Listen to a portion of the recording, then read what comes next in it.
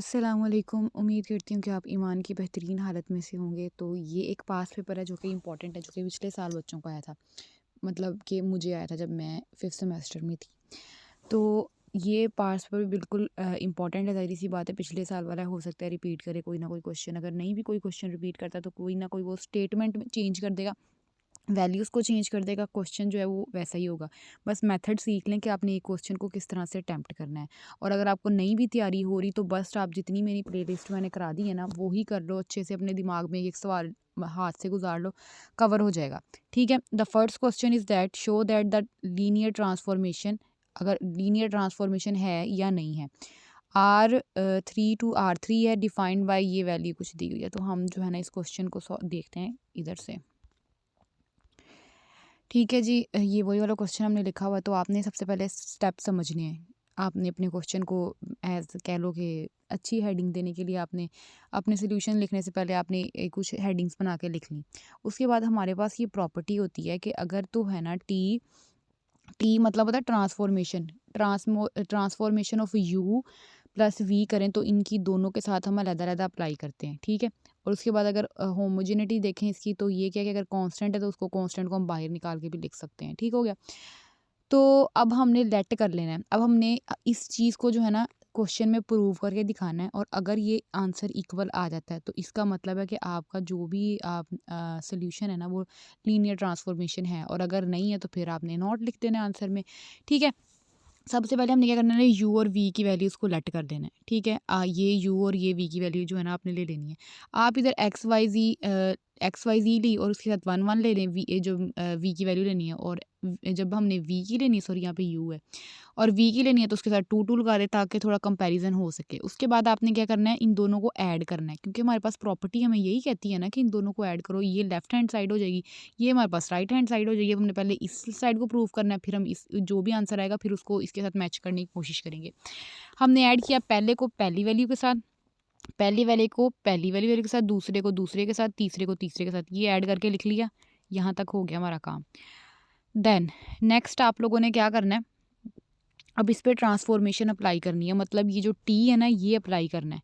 T यहाँ पे आपने पहले तो यहाँ पे टी लिखना है, ठीक है? फिर आपने आप लोगों ने क्या करना है, नेक्स्ट स्टेप में क्या करना है, अब हमने इधर इसकी ट्रांसफॉर्मेशन अप्लाई करनी है। ट्रांसफॉर्मेशन के लिए उन्होंने हमें एक चीज़ दी है, वो चीज़ क्या है? ये देखो ज़रा, ये चीज़, ठीक है? ये जब जब ट्रांसफॉर्मेशन का टी आए ना तो आपने ये जो भी रूल आपको दिया होगा उस पे काम करना है। वो रूल हमें क्या कहता है कि आपने एक्स प्लस वाई करना है, एक्स माइनस वाई करना है, और जी की ये वाली वैल्यू आएगी। तो पहले पे हम बात करते हैं एक्स प्लस वाई, ठीक है? आपने क्या करना है, एक्स प्लस वाई मतलब ये पूरा एक्स है, ये पूरा वाई है, इन दोनों को ऐड कर देना है। हम दोनों को ऐड करके लिख दिया, लगा देना है साथ कोमा, ये अगले में कॉमा है ना, इसके मुताबिक काम करना है, ठीक है? कॉमा लगा दिया, ये वाला कॉमा लगा दिया। उसके बाद क्या कहता है, एक्स वाली वैल्यू में से माइनस कर दो वाई वाली वैल्यू के साथ, और एक्स के साथ भी माइनस है, वाई के साथ भी माइनस है। माइनस आपने लगाना है बाहर, जैसे भी दो यहाँ लगा, minus X one minus X Y लिख दो, या आप कॉमन लेके तो फिर लिख दो। तो हमने क्या करना है, इन दोनों को क्या कर देना है, माइनस करके एक्स वाली वैल्यू को माइनस कर देना है वाई वाली वैल्यू के साथ, और ये दूसरी अमाउंट होगी, कॉमा लगा देना है, और जी उठा के वैसे ही लिख देना जैसे उसकी वैल्यू है, ठीक है? तो कंडीशन क्वेश्चन में सिर्फ वो ये कंडीशन चेंज करता है, ये जो कंडीशन है ना हमारे पास, ये बस ये चेंज करता है। हो सकता है इसकी जगह पे वो एक्स स्क्वायर दे दे, तो आपने क्या करना है, ये पहली वैल्यू उठा के इनके साथ जो है ना एक्स वन और एक्स टू था ना, इनका स्क्वायर कर देना है। और इसी तरह हो सकता है डिफरेंट जो है ना वो आपको सी को क्वेश्चन का दे, तो आपने बस इसकी जो है ना काम सबका एक है, बस ये कंडीशन बदलती रहती है, ठीक है? तो हमने इस कंडीशन के मुताबिक इतनी चीज़ निकाल ली। अब आपने इनको जो है ना सिंप्लीफाई करके लिख दिया। सिंप्लीफाई इतना सा किया कि बस जो माइनस था उनको अंदर माइनस भेज दिया और काम ख़त्म हो गया, ठीक है? ये हमारी हो गई एक साइड हो गई। एक साइड कौन सी वाली साइड हो गई? ये वाली साइड। कौन सी वाली साइड की थी? हाँ जी, ये वाली साइड की थी हमने, लेफ्ट हैंड साइड। उसके बाद नेक्स्ट चलते हैं। नेक्स्ट हमें क्या कहता है, नेक्स्ट हमारे पास हमारी साइड ये थी, राइट हैंड साइड जिससे कह लें। अब आपने क्या करना है, यू की वैल्यू भी आपके पास है, वी की वैल्यू भी आपके पास है। आपने करना है अलग-अलग उन पे ट्रांसफॉर्मेशन अप्लाई करनी है। ट्रांसफॉर्मेशन जब भी आपका वर्ड है, आपको आपके दिमाग में फ़ौरन वो वाली कंडीशन आनी चाहिए जो आपके क्वेश्चन में गिवन थी, ठीक है? तो अब हमने क्या करना है, कि अपनी जो है ना, पहले तो आपने अपने जो वैल्यू है ना किसकी, टी ऑफ यू निकालते हैं पहले तो टी ऑफ यू की वैल्यू हमारे पास क्या है, टी ऑफ यू किधर गया, this one, x1 y1 z1। तो हम ये देखो ये लिखी हुई है, बल्कि मैंने देखा ही नहीं, x1 y1 और z1, ठीक है। अब वो हमें क्या कहता है कि आपने अब ट्रांसफॉर्मेशन अप्लाई करनी है ना, वो क्या कहता है कि क्या कर दो आप, अगर कंडीशन नहीं भी समझ आती ना तो आप यूं कर लें सिंपली, आप कर दें x को 1 दे दें, y को 2 नाम दे दें और z को 3 नाम दे दें, दे दिया।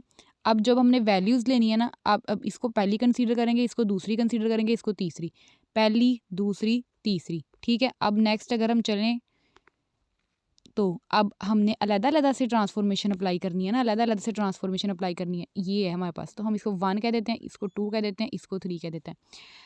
उसके मुताबिक ये क्या कहता है कि x प्लस, हम कहते हैं कि x को हमने 1 दिया है, 1 का नाम दिया है, y को हमने 2 दिया है और z को हमने 3 दिया है। वो कह रहा है कि x प्लस y कर दो, 1 प्लस 2 कर दो। यहाँ पे क्या सीन बन रहा है, x y z है ना, 1 2 3 है, क्या कर दो 1 और 2 को ऐड कर दो, 1 और 2 को ऐड कर दो, 1 में क्या पड़ा हुआ है x1, 2 में क्या पड़ा हुआ है y1 और इनको ऐड कर दो, ये चीज़ आ गई। नेक्स्ट स्टेप में वो क्या कहता है, अगले में चलो, x minus X minus Y, -1 कर दो, -2 कर दो, -1 कर दो, -2 कर दो, क्या पड़ा हुआ इधर आपके पास, -x1 -y1, ये आ गया। अगली टर्म आ गई हमारे पास, ये वाली टर्म आ गई। उसके बाद कहता है कि z1 और यहाँ ये z हमने किसको नाम दिया हुआ है, तीसरे को, और तीसरे की वैल्यू हमारे पास क्या है, z है। तो क्या कह रहा है, z तीसरा, मतलब तीसरे, वो तो अकेला ही पड़ा हुआ है ना, तो z1 वैसे ही हम उसको साथ लिख देंगे, ठीक है। तो इस तरह जो है ना हमने ये निकाला। अब नेक्स्ट अगला काम करते हैं किसके लिए, ये हमने u के लिए किया था ना, टी ऑफ यू निकाला था, अब हम टी ऑफ v निकालते हैं। टी ऑफ यू के सिर्फ वैल्यू में क्या आया, साथ 2 x2 y2 z2 आ गया। कंडीशन, ट्रांसफॉर्मेशन अप्लाई करनी, कंडीशन, अब देखो क्या है, कंडीशन अप्लाई करनी है ना। अब यहाँ तक आके अपने यहाँ स्टॉप हो जाना। कंडीशन को नंबरिंग दे दें, x को 1 दे दें, y को 2 दे दें और इस z को 3 दे दें। वो कहता है कि x प्लस वाई करो, x प्लस वाई मतलब 1 प्लस 2 करो, तो 1 प्लस 2 x2 y2 में क्या कर देंगे, ऐड कर देंगे, ठीक है। नेक्स्ट में वो क्या कहता है कि कंडीशन के मुताबिक क्या कह रहा है, -x -1 -y कर दो। तो आपकी यहाँ पे 1 2 और 3 पड़े हुए हैं, ठीक है। तो क्या कर दो, -1 -2 कर दो, -x2 -y2 कर दो। इसी तरह z2 में वैसे ही जो है ना वो z रख दो। तो ये कुछ इस तरह से हमने इसकी अलग से ट्रांसफॉर्मेशन कर दी। दोनों की ट्रांसफॉर्मेशन हो गई है। अब आपने नेक्स्ट स्टेप में क्या करना है, इनको ऐड कर देना है। जब हम इनको ऐड करेंगे तो हमारे पास कुछ इस तरह से आएगा और फिर आपने इसको सिंप्लीफाई करने के लिए जो है ना वो जोड़ देना है। अब अगर देखो कि ये वाला जो आंसर है और जो हमने ये वाला आंसर निकाला है अगर तो सेम आता है तो हमारी ट्रांसफॉर्मेशन सेटिस्फाई करती है, ठीक है, डन हो गया। और अगर नहीं आता तो आपने जो है ना इसको कह देना कि नहीं आता, ठीक है। बस मुझे लगता है आपको इतना ही क्वेश्चन था, आगे इन्होंने एम ही सॉल्व किया हुआ है। बस हमने ट्रांसफॉर्मेशन चेक करना था, वो हमने जो है ना वो कर दिया। इसको रहने भी दें तो इट्स ओके। ये था हमारे पास पहला क्वेश्चन। दूसरा क्वेश्चन ये है कि आइगन वैल्यू और आइगन वेक्टर्स निकालना है। आइगन वैल्यू और आइगन वेक्टर की वीडियो जो है ना वो मैंने बहुत अच्छे तरीके से जो है एक वीडियो में समझाई हुई है, इसी की प्लेलिस्ट में, लीनियर अलजेब्रा की प्लेलिस्ट में। तो मैं लिंक जो है वो डिस्क्रिप्शन में दे दूँगी, वहाँ से आपको क्लैरिफाई हो जाएगा। फिर से रैंक का क्वेश्चन आ गया। रैंक का क्वेश्चन मैंने पिछले पास पेपर की वीडियो में भी क्लियर करने की कोशिश की है। अगर वहाँ से नहीं समझ आता, आपको रो ऑपरेशंस नहीं लेने आ रहे, तो वो जो मैंने आप लोगों को बताया था ना कि मैं किस तरह से हमने रो ऑपरेशन रिड्यूस एंचिलन या एंचिलन फॉर्म या गाज, जिसको हम एलिमिनेशन मेथड कहते हैं, तो उसकी वीडियो का भी जो है ना वो डिस्क्रिप्शन में मैं लिंक दे दूँगी, तो आपने लाजमी देख लेनी है ताकि आपके ये कंसेप्ट जो है वो क्लियर हो। फिर भी हम थोड़ा सा एक ऊपर से नज़र से देख लेते हैं। ये वाला तो आपने वहाँ से ही देखना है ना, आइगन वेक्टर और आइगन वैल्यूज़ वाला। ओके, सो ये है हमारे पास रैंक वाला। इसमें भी देखो उन्होंने हमने ये डिसाइड किया था ना कि आपने क्या करना है, सबसे पहले 1 बनाना है, फिर उसके नीचे 0। सबसे पहले कहाँ पे 1 बनाना है, थोड़ा सा रिवाइज कर लेते हैं।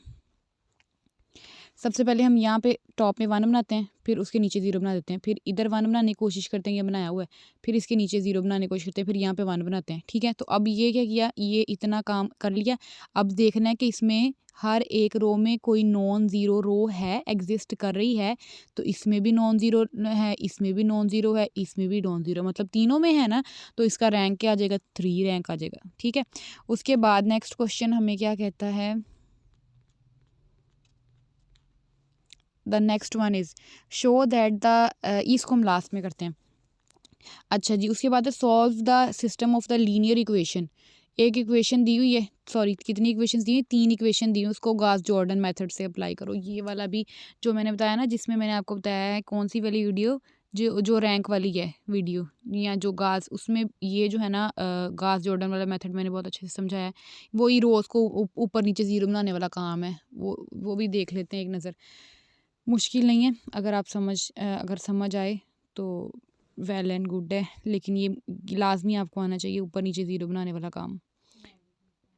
और ये देखें जी, गास जॉर्डन में सिर्फ क्या करना होता है, आपने डायगोनल पे ये वाली डायगोनल्स की रो 1 बना के 1 बनानी है और ऊपर नीचे 0 बना देना है। सबसे पहले स्टेप्स यही हैं, आपको पता होना चाहिए। पहले यहाँ पे 1 बनाना है, फिर इसके नीचे 0, फिर दरमियान में 1, ऊपर नीचे 0, फिर आपने यहाँ पे 1 बनाना है, फिर ऊपर 0 बना देना है। तो यही काम करना है, ठीक है, बस इतना सा काम है। नेक्स्ट क्वेश्चन क्या है हमारे पास, नेक्स्ट क्वेश्चन की स्टेटमेंट क्या है, तो नेक्स्ट क्वेश्चन भी हमारे पास कुछ इसी तरह से ही है कि 3 इक्वेशंस दी हुई हैं और उन्होंने कहा कि ये वाली जो है ना इक्वेशंस पे जो है ना वो नॉट इक्वल करके दिखाओ। तो चलो जी, हम अपने कुछ सोल्यूशन की तरफ मूव करते हैं।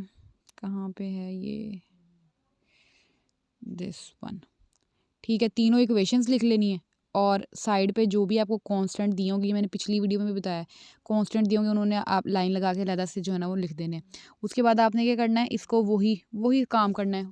पहले 1 बना के डायग्राम में 1 बना देना है, ऊपर नीचे 0, वही जैसे आप लोग करते हैं। जहाँ तक ये सॉल्व होता है करें। और अब यहाँ तक सॉल्व करने के बाद ये इक्वेशन हमारे पास, यहाँ ये वाली इक्वेशन हमारे पास यहाँ पे बनी, जो उन्होंने कहा था कि यहाँ पे आप में आके क्या कर देना है, इनकंसिस्टेंट कर देना है। वही लाइन उठा के लिख दें और ख़त्म हो जाएगा क्वेश्चन, ठीक है। उसके बाद उसने कहा कि ये वाला जो है ना ये प्रूव करके दिखाओ। ये आपको डिटर्मिनेंट वाले चैप्टर में से आया है, चैप्टर नंबर 5 है आई थिंक सो। तो ये आपको ना ऐसे सवाल देख के ही पता लग जाना चाहिए कि आपने इसका स्टेप कौन सा नेक्स्ट उठाना है, ताकि आपको कांटे ना बजें पेपर पे, ठीक है। बार बार आपको कट ना करना पड़े, क्रॉस ना करना पड़े, ठीक है। तो आपने या तो रफ में पहले सोच के रखें कौन से स्टेप अप्लाई करने हैं, नहीं तो आपको पहले ही क्वेश्चन को ऐसा देख के रट्टा मार लें कि आपको पता होना चाहिए कि ये देख लिया है तो इसका नेक्स्ट स्टेप हम ये करेंगे, ठीक है।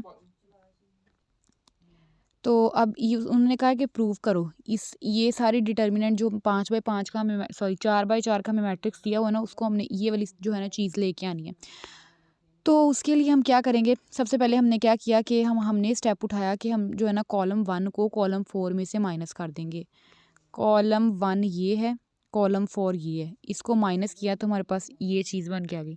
इधर वो वाली चीज़ आती है, इधर वाली साइड में जो हमने जिसमें चेंजिंग करनी होती है, और ये माइनस या प्लस वगैरह करने के लिए इस्तेमाल होती है, ठीक है।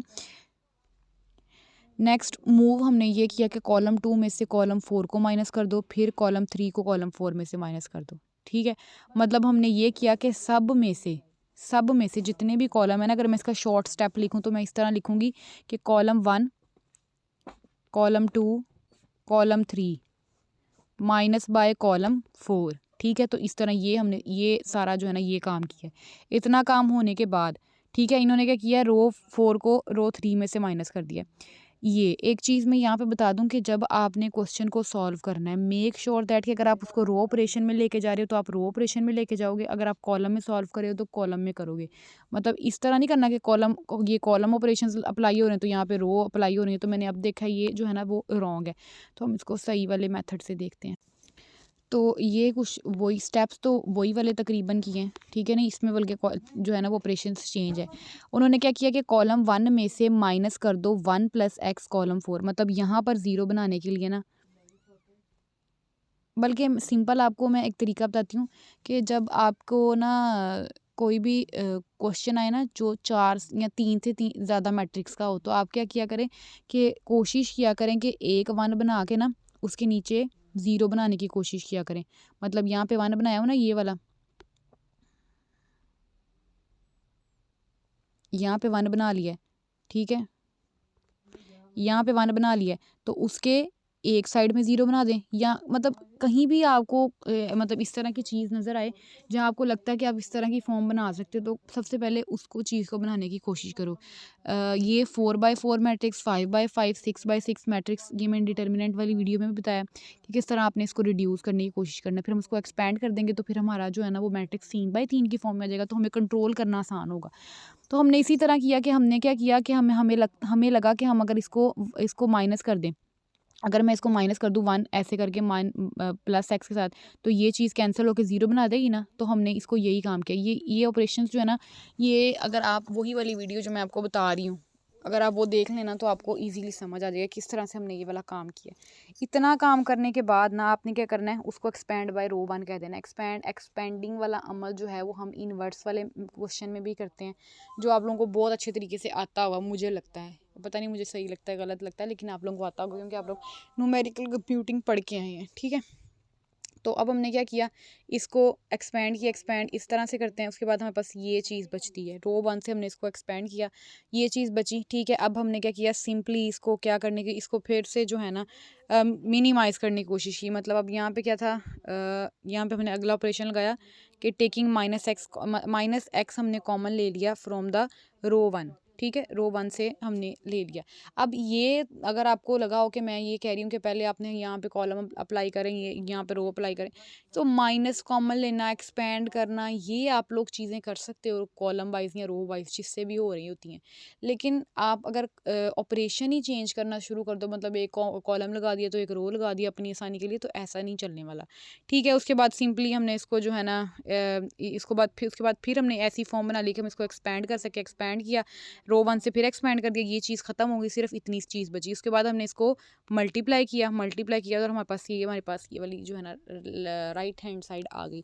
ये वाले क्वेश्चन मुझे पता है मैंने आपको इतना क्लियर नहीं समझाया, और इतना क्लियर इसलिए नहीं समझाया क्योंकि अगर मैं समझाने बैठूँ तो ये वीडियो बहुत लंबी हो जाए। तो आप इसमें भी मैं आपको ना लिंक दे देती हूँ डिटर्मिनेंट्स की, बल्कि वीडियो होगी आप लोग खुद इसको देखिएगा, चैप्टर नंबर 5 की। तो ये क्वेश्चन लाजमी इस तरह के सवाल आते हैं, एक आधा दे दिया जाता है कि राइट हैंड साइड निकालें, तो ये आपको देखनी पड़ेगी, ओके।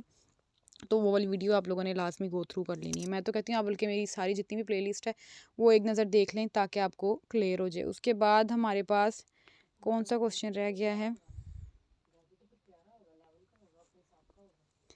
ओके, तो नेक्स्ट हमारे पास है ये वाला, हो गया। उसके बाद आता है ये वाला। तो अब उन्होंने कहा कि इसको जो है ना ज़ीरो बना के दिखाओ। हमें कितने 5x5 का मैट्रिक्स दे दिया और उन्होंने कहा है कि ज़ीरो बना के दिखाओ। तो चलते हैं हम। अच्छा जी, इसमें क्या करना है आप लोगों ने, ये देखो, सबसे पहले अब क्वेश्चन को देखते ही समझ आ जाना चाहिए हम नेक्स्ट मूव क्या करना है, जिसमें आपको इस तरह के क्वेश्चन दिए हो। तो हमने क्या किया कि हमने कॉलम 1 में ये सारे कॉलम्स को ऐड कर लिया, ठीक है, ये ऑपरेशन अप्लाई किया, तो हमारे पास कुछ इस तरह का कॉलम बन गया। उसके बाद हमने क्या करना है, x+4 सबका सेम आ रहा है ना, कॉलम कॉमन ले लिया।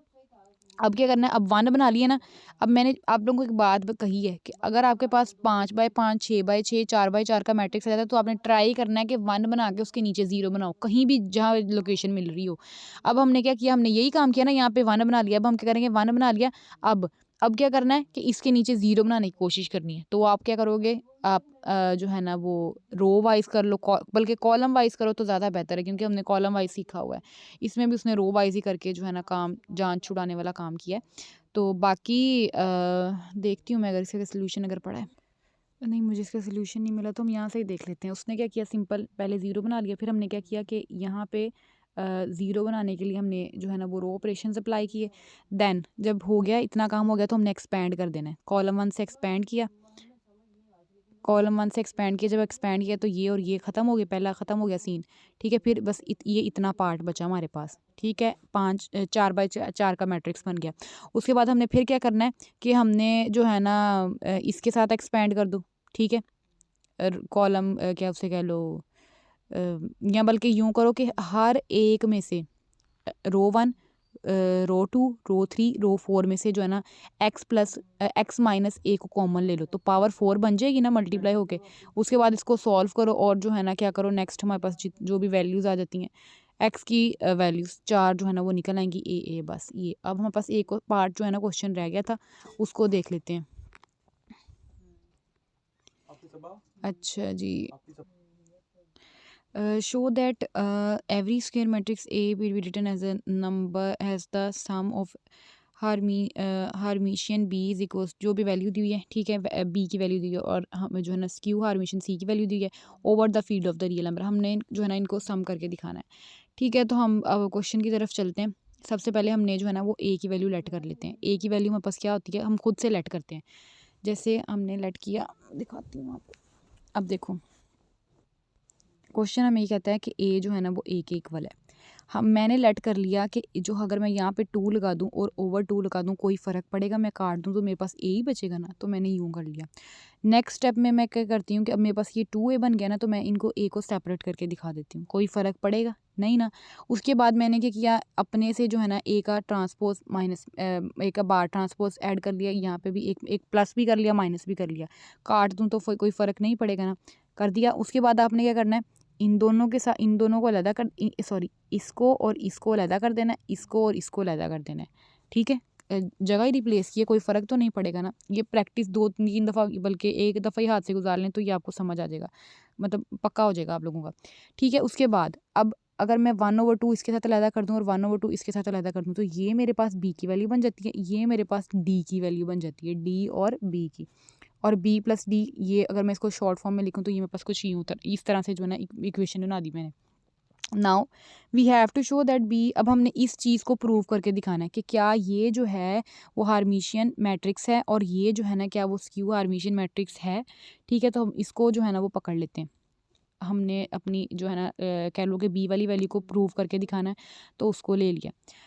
अब हमने क्या किया, इनके ऊपर बार अप्लाई की दोनों साइडों पे। अगर मैं काट देती हूँ बार तो वही चीज़ बचेगी ना, असर तो कोई नहीं हो रहा ना। ठीक है, बार अप्लाई कर दी। अब क्या करना है, इन बार को दोनों के साथ अलग-अलग कर दो नेक्स्ट स्टेप में।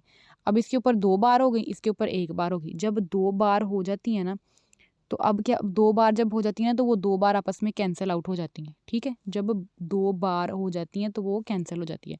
उसके बाद नेक्स्ट स्टेप में मैंने क्या किया, ट्रांसपोज अप्लाई किया दोनों साइडों पे। काट दूँ तो कोई असर नहीं पड़ेगा। ठीक है, ट्रांसपोज अप्लाई कर दिया। अब ये ट्रांसपोज एज अ होल पे है ना, तो हम इनके साथ सेपरेट सेपरेट ट्रांसपोज अप्लाई कर देंगे। कर दिया। अब ये क्या बन गया, मतलब ए और ऊपर बार और फिर ट्रांसपोज, और अब ये ट्रांसपोज का ट्रांसपोज है। जब दो चीज़ों पे ट्रांसपोज आ जाए ना तो वो भी क्या हो जाता है, कैंसिल हो जाता है, तो केला बी आ जाएगा। ठीक है, मतलब केला ए आ जाएगा सॉरी। तो ये हमारे पास वैल्यू आ गई। तो अब ये अगर मैं इसकी जगह को ठीक कर दूं तो ये क्या मेरे पास बी की वैल्यू है, देखो ज़रा देखते हैं हम। बी की वैल्यू हमारे पास क्या थी, ये वाली। तो क्या हमने यही वाली बी की वैल्यू बना दी। ठीक है, सिक्यू सॉरी हार्मिशियन मैट्रिक्स हमें क्या कहता है कि आप उसका क्या कर दो, ऊपर से जहाँ भी हमें हार्मिशियन मैट्रिक्स का कहा जाए ना तो उसका मतलब ये होता है कि आपने उसका बी के ऊपर बार लेके ट्रांसपोज अप्लाई कर देना होता है, और अगर वो बी के ऊपर आ जाता है तो इसका मतलब है वो आपकी कंडीशन सेटिस्फाई हो गई है हार्मिशियन वाली। ठीक है, तो हमने क्या किया, हमने भी यही काम किया था कि हमने जो है ना बी पे पहले बार ली, फिर ट्रांसपोज लेने की कोशिश की। ठीक है, और फिर हमने क्या किया, बी बना के दिखा दिया। अब यही काम जो है ना हमने किसके लिए करना है, डी वाले के लिए करना है, लेकिन उसके लिए सिक्यू हार्मिशियन अप्लाई करना है। तो सिक्यू का भी थोड़ा सा ही डिफरेंस है, बस दरमियान माइनस आ जाता है उसके पास, इसके पास माइनस नहीं आता। शुरू करते हैं। डी की वैल्यू हमारे पास ये थी जो हमें मिली थी यहाँ से। ठीक है, यही थी ना 1/2 ए माइनस ये वाला 1/2 और ए माइनस ए पे बार टी। सबसे पहले क्या करना है, अब हमने यही वाला काम करना है। क्या करना है, कंडीशन सिक्यू हार्मिशियन की कंडीशन क्या होती है हमारे पास, डी पे बार का ट्रांसपोज जो है ना वो इक्वल आना चाहिए माइनस डी के। सिक्यू वो हार्मिशियन की क्या थी कंडीशन, कि डी पे बार का ट्रांसपोज किसके इक्वल आना चाहिए था, डी के इक्वल आना चाहिए। तो बस यहाँ पे माइनस आता है तो ये कंडीशन ही सेटिस्फाई करनी है। वैल्यू आपके पास डी की है, सबसे पहले क्या करो, बार अप्लाई कर दो। बार अप्लाई कर दी। अब बार को दोनों पे सेपरेट सेपरेट कर दो, जहाँ पे डबल बार आ जाए उसको काट दो। ये डबल बार थी, कट गई। ठीक है, ये चीज़ आ गई। उसके बाद इसका ट्रांसपोज ले दो। फिर ट्रांसपोज होल पे था ना उनको अलग-अलग ट्रांसपोज़ कर दो, जो डबल ट्रांसपोज़ हो रहा है उनको कट कर दो। कर दिया? अब ये चीज़ आ गई हमारे पास, ये चीज़ बन गई। अब इनमें से माइनस को कॉमन लोगे, ठीक है? माइनस को कॉमन लोगे तो ये जो वैल्यू पीछे बचेगी ना माइनस को कॉमन लेने के बाद, तो ये वाली वैल्यू हमारे पास किसकी आ जाएगी? डी की वैल्यू आ जाएगी, ठीक है? तो ये डी की वैल्यू डी लिख देना इधर आप लोगों ने।